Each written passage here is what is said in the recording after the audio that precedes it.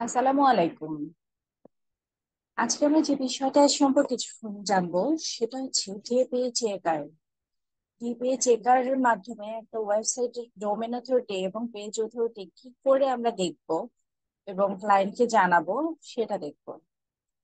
আমরা সরাসরি গুগলে যাব।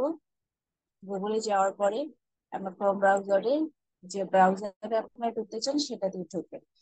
ঢোকার পরে ডিএপি চেকার লিখবেন।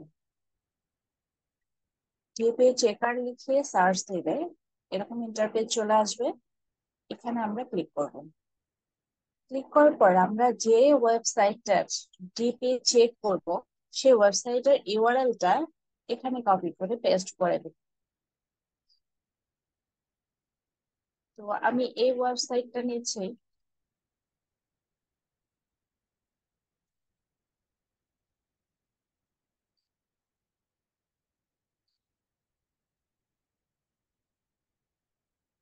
I am not robot. তারপরে আমরা চেক ডিএপি দেব। দেওয়ার পরে আমাদের কাছে এই ওয়েবসাইটের ডিএপি সব ইনফরমেশন গুলো দিয়ে দিব। আমরা একটু মনোযোগ দিয়ে দেখব। এইখানে আসছেন, আপনাদের ফার্স্টে এখানে ইউআরএলটা দিয়ে দিবে। দেওয়ার পরে আপনার ডিএ, এই ওয়েবসাইটের ডিএ টা কত?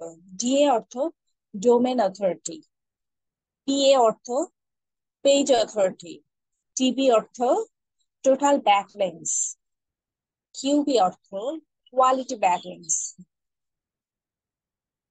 পিকিউ অর্থ পেজ কোয়ালিটি, এমটি অর্থ machine translation, SS spam score.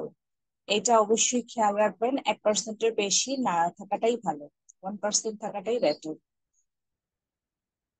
আর এজ যেটা, এটার বয়স, ওয়েবসাইটটা অনেক পুরাতন, এই জন্য 18 বছর হয়ে গেছে দেখছেন।